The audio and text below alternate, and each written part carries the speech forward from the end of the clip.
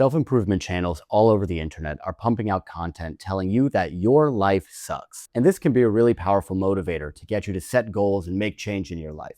But it also has a dark side.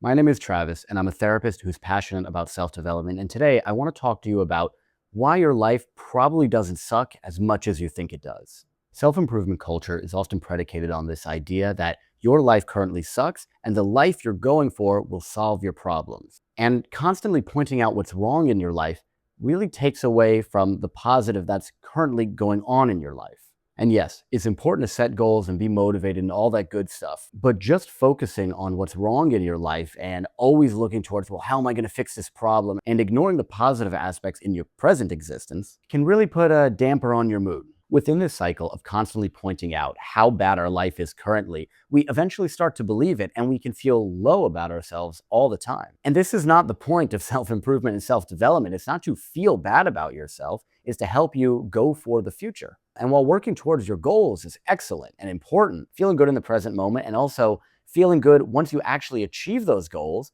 is really important. And just focusing on the negative aspects of our life doesn't train our ability to recognize the positive. As a therapist, I can tell you that so much of our lived experience is dictated by our perception of things. Meaning two people can live pretty much identical lives, but one person has a positive perception of their life and one person has a negative perception of their life. Can you guess which one is going to feel more positive about their life? And my point is not to gaslight you into ignoring all your problems, kind of just the opposite. You should still be motivated and have goals and look towards the future and be excited about things in the future, but you should be excited about things in the future rather than just focusing on dreading your current life. If you constantly tell yourself that you have a bad life, well, then you're probably going to believe it. Any message that we think or that we hear constantly over and over again, whether we hear it from an external source, whether we hear it from friends, from family, from content creators, whether we hear it in our internal voice, like ourselves, once we start to believe something and keep repeating it, the more and more we hear something, the more we begin to believe it. Your brain basically tells itself, well, if I keep hearing it, then it must be true. And there's an issue with this. You should be motivated towards your goals. You should keep striving towards your goals. You should want to achieve. You should want whatever ambition you can chase. But that doesn't mean you need to hate yourself now. And in fact, I would argue that learning to appreciate your life and appreciate yourself in the present moment is going to help you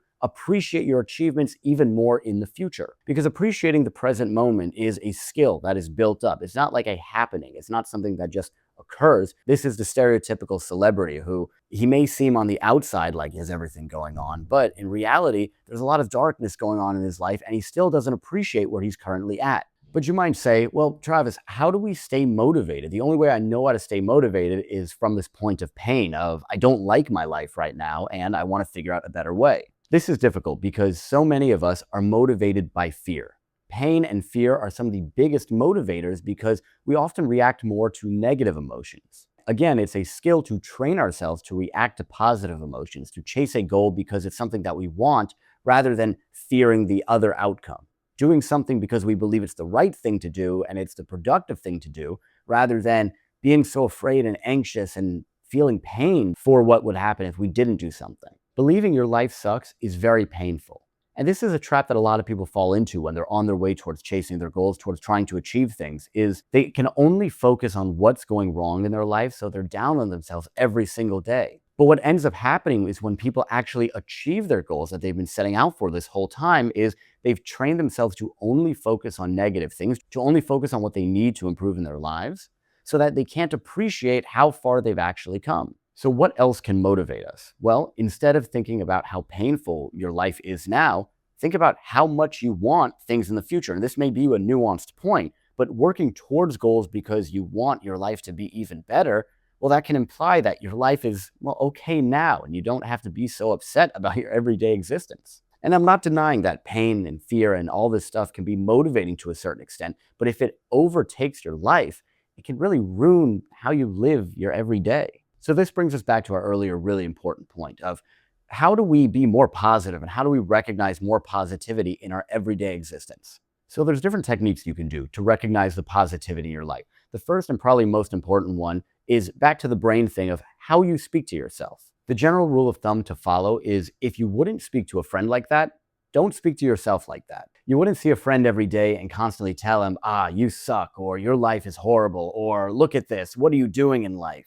You wouldn't speak to a friend like that unless they really, really needed it. And so many of us speak to ourselves that way just in our regular everyday life, even though we're already trying to achieve goals. Instead of negative self talk, this is something called positive self talk. You want to speak to yourself positively. You don't need to gaslight yourself into saying, oh, I have the best life ever. My life is amazing. You don't need to delude yourself into thinking your life is something that it's not, but it's recognizing the positive aspects of your life so that you don't feel so negative all the time. This can also come down to consciously calling out when things go right in your day instead of only recognizing when things go wrong in your day. As people, we naturally have a negativity bias. This is sort of a survival mechanism to recognize problems in our life. Throughout human existence, this has been really necessary to recognize when things need to be fixed. But oftentimes, what ends up happening is this negativity bias is so overactive in our minds. We end up deluding ourselves and gaslighting ourselves the other way that our life sucks so much more than it actually does. Most people watching this video, there's probably a lot of positive aspects to your life that you may not be recognizing, and you might feel better by recognizing them. And that's sort of the goal, right? Is to feel better within our life. And we usually say, okay, I need to achieve this thing and then I can feel better. I need to reach this point and then I can be happy.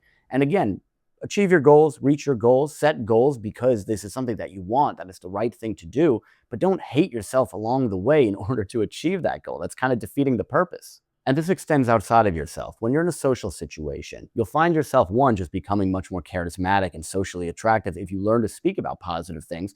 But also, this has a reciprocal benefit that you start to think more positively. The same way when your brain hears negative things over and over and over again, if you hear positive things, especially coming from your own mouth over and over again, you're going to start to think more positively, and it's going to prime you to recognize the positive things in your life more often. And last but not least, we had thinking, we had speaking, and now we have writing. Journaling something positive. A lot of people call this gratitude journaling, where you can write down a few things each day that you're grateful for. This can fundamentally change the way that you approach life. Because again, if you find yourself stuck in this loop of just being down on yourself and thinking about how bad everything is, you're probably not recognizing even the small things in your life that might be positive. Too often, we get stuck in this cycle of negativity. And as someone who makes self-development, self-improvement content, I can appreciate how a lot of times it can remind us of what we're not doing right in life and what we're not achieving in life, because we set these goals and remind ourselves that we're not there yet. And this can lead to this whole cycle of negativity and being down on ourselves, where we see how far we are for the goals that we set for ourselves, and we can't stop thinking about how far we are from what we want. But recognizing the positive aspects in our life in the here and now will not only make us feel better in the present moment, but it'll probably make us more likely to be able to feel positive and have the proper motivation to achieve our goals in the future and feel better about the goals once we actually achieve them. If you're looking for more insights into mental health, I encourage you to subscribe to the channel, like the video. I'm curious what your thoughts are on embracing positivity. Leave a comment letting me know, and remember to hit life on all cylinders.